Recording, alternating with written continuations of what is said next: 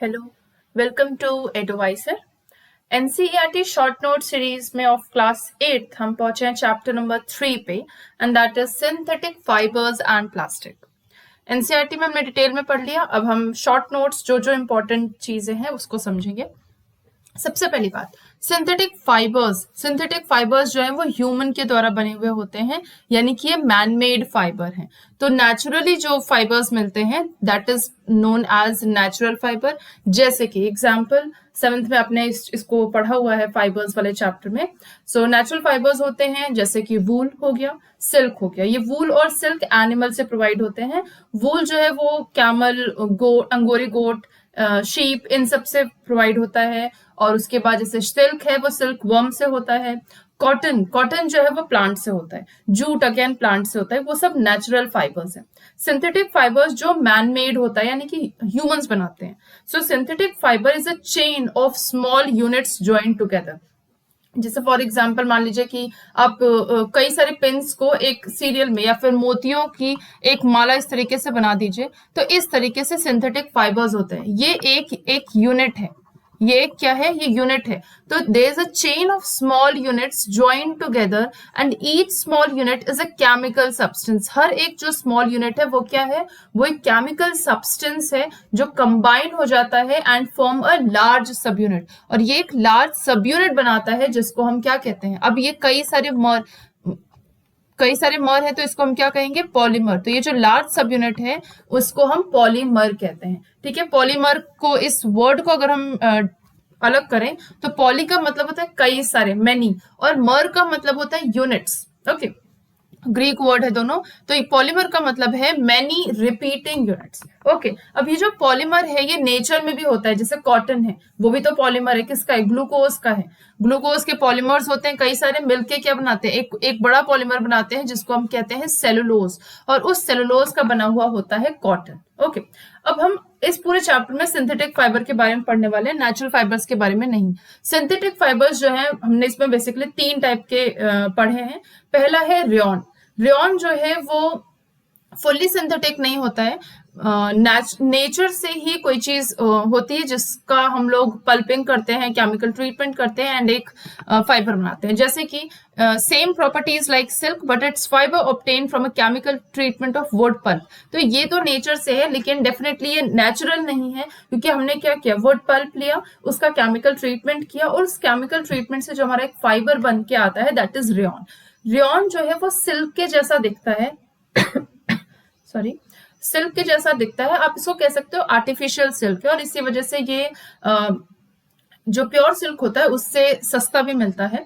ठीक है, चीप होता है। So that is why it is termed as artificial silk. Although obtain from natural source, यानी कि वुड पल्प से बन रहा है, लेकिन ह्यूमन बना रहे हैं इसलिए मैन मेड है। It is cheaper than silk and can B woven, died भी कर सकते हैं उसको सिल्क के फाइबर के जैसे। ठीक है, अब रेयॉन को अगर आप कॉटन से मिक्स कर देते हो तो आप बेडशीट बना सकते हो। रेयॉन को आप वूल से मिक्स करो तो आप कारपेट बना सकते हो। मतलब कि ये जो सिंथेटिक फाइबर्स है उनको आप अगर नेचुरल फाइबर से मिक्स कर दो तो आप कोई ना कोई एक प्रोडक्ट बना सकते हो। अदरवाइज ये रेयॉन खुद में भी एक फाइबर है तो इसका भी अपना कपड़ा बन सकता है। ऐसा कोई दिक्कत नहीं है, जरूरी नहीं है कि हम इसको मिक्स ही करें। नेक्स्ट है नायलॉन।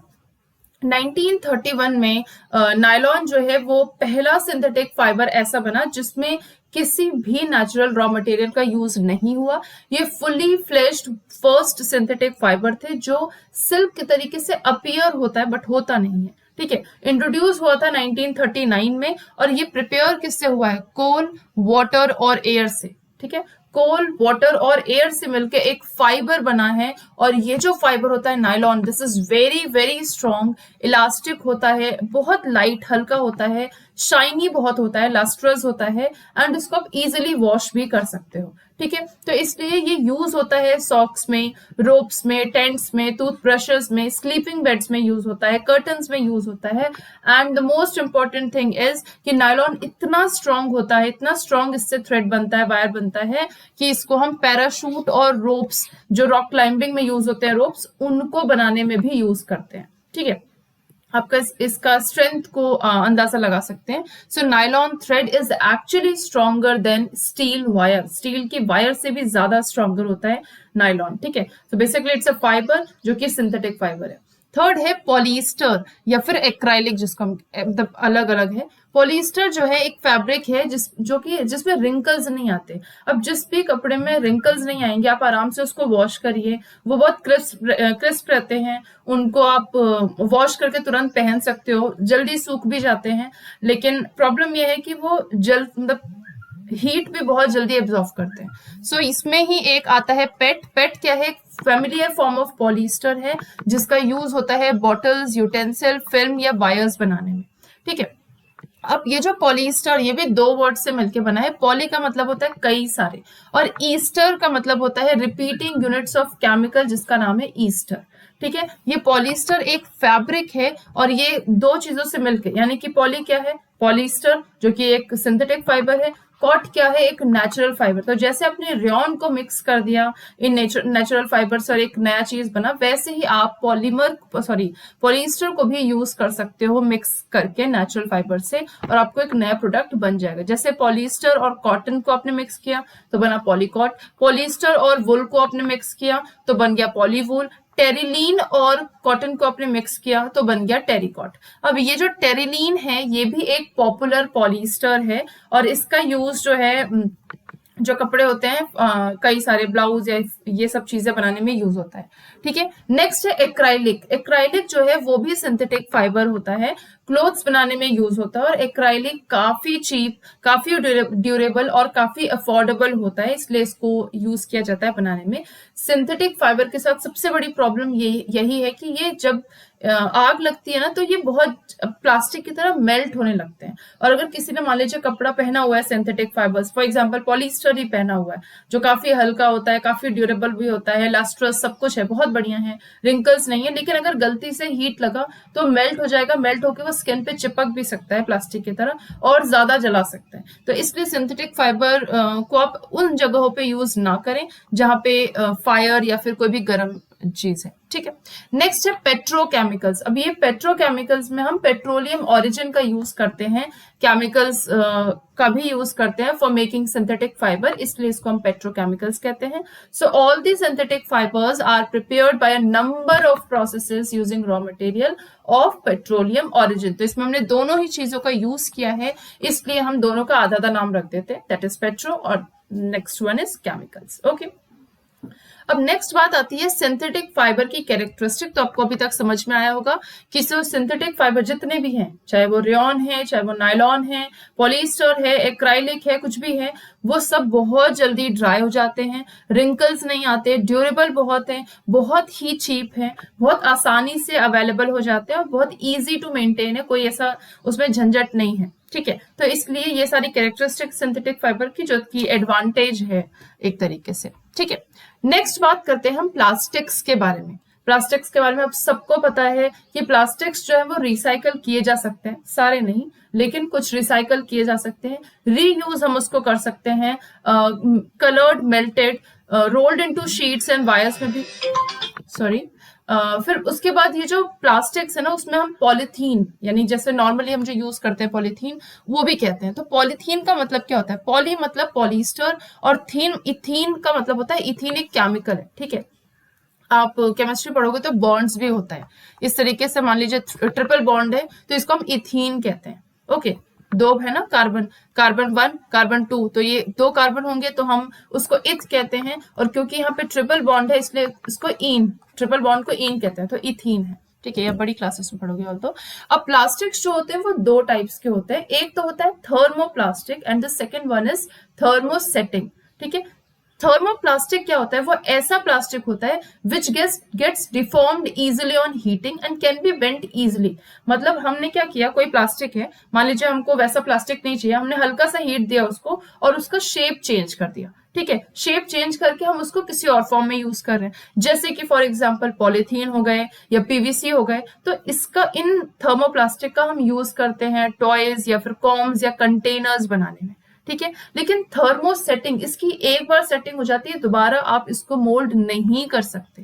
ठीक है। यानी such plastic which when moulded once can not be soften by heating, इसको आप हीट से सॉफ्ट नहीं कर सकते, ये टूट जाएगा, लेकिन रिसाइकल मतलब एक तरीके से आप कह सकते हो बेंट नहीं होगा। जैसे फॉर एग्जाम्पल बेकलाइट, मेलेमाइन, अब अपने ये जो स्विच बोर्ड्स होते हैं ना, ये बेकलाइट के ही बने होते हैं। So use in making switches handles by Bakelite. Bakelite जो है वो हीट और इलेक्ट्रिसिटी दोनों का पुअर कंडक्टर होता है, इसलिए इसको हम यूज करते हैं। मेलामाइन जो है वो आपने जो फायरमैन देखा होगा, फायरमैन जो कपड़े पहनते हैं वो फ्लेम रेजिस्टेंट, यानी कि वो आग में चले जाते हैं, कूद भी जाते हैं, फिर भी उनके कपड़ों में आग नहीं लगती। क्यों नहीं लगती?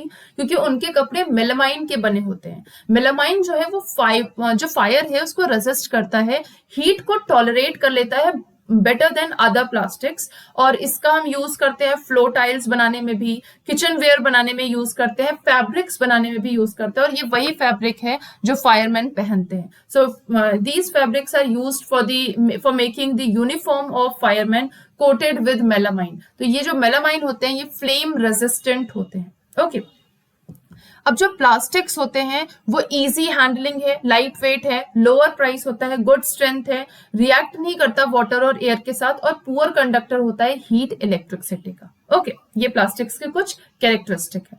प्लास्टिक्स का यूज और कहाँ कहाँ होता है? It is used in packaging of tablets, threads, stitching wounds, syringes, doctor gloves, इन सारी चीजों में, और बहुत सारी जगह पे यूज होता है, हमको पता है वो सारी चीजें। प्लास्टिक की कुकवेयर भी माइक्रोवेव में यूज होते हैं। आपको पता है कि वो जो कुकवेयर होते हैं माइक्रोवेव में जो यूज होते हैं, या फिर जो नॉन स्टिक होते हैं, उसके ऊपर एक प्लास्टिक ही लगा होता है, दैट इज टेफ्लॉन। ये स्पेशल प्लास्टिक होता है जो ऑयल या वाटर जिसमें स्टिक नहीं होता, और ये कुकवेयर्स के जो नॉन स्टिक कोटिंग होती है ना, उसको बनाने में ये टेफ्लॉन यूज होता है। Okay now the last one, जो प्लास्टिक्स होते हैं वो बायोडिग्रेडेबल, कुछ प्लास्टिक्स जो है वो बायोडिग्रेडेबल भी सॉरी जो आपके ये डिग्रेड जो चीज हो जाती है उनमें प्लास्टिक्स जो है वो क्या है, नॉन बायोडिग्रेडेबल है। ठीक है, प्लास्टिक्स बायोडिग्रेडेबल और नॉन बायोडिग्रेडेबल नहीं होते हैं। सिंपल मैं यहाँ पे आपको रिसाइकल करने की बात बता रही हूँ कि जो रिसाइकलिंग होती है वो दो टाइप की चीजें होती है, एक तो बायोडिग्रेडेबल होता है, नॉन बायोडिग्रेडेबल होता है। बायोडिग्रेडेबल वो जो नेचुरल प्रोसेस के थ्रू डिकम्पोज हो जाते हैं बैक्टीरिया के द्वारा, जैसे वेजिटेबल पील्स हो गए, पेपर, कॉटन, वुड, ये सब है। नॉन बायोडिग्रेडेबल वो होते हैं जो नेचुरल प्रोसेस के द्वारा डिकम्पोज नहीं हो सकते, जैसे कि प्लास्टिक्स, एल्यूमिनियम, मेटल कैंस, ये नहीं हो सकते। तो हम प्लास्टिक्स पे 4R प्रिंसिपल लगा सकते हैं। क्या है? रिड्यूस, पहले तो बहुत कम यूज करो, अगर यूज कर रहे हो तो रीयूज करो, अगर रीयूज भी कर रहे हैं, अगर फिर भी उसको फेंकना ही है तो रिसाइकल करिए और रिकवर करिए। ये 4R प्रिंसिपल अगर रहेगा तो हमें दिक्कत या एनवायरमेंट को दिक्कत नहीं होगी। Releases lot of poisonous fumes into the atmosphere that leads to air pollution. इसलिए जो है प्लास्टिक्स को बैन किया जाता है बार बार, क्योंकि नेचुरल प्रोसेस के द्वारा इसको डिकम्पोज नहीं किया जा सकता। एक बार प्लास्टिक बन गया वो प्लास्टिक रहेगा सर्वदा। ठीक है, सो विद दिस हमारे जो चैप्टर है सिंथेटिक फाइबर्स एंड प्लास्टिक खत्म हुआ। आई होप आपको ये सारी चीजें एक एक वर्ड सब समझ में आया होगा। Thank you.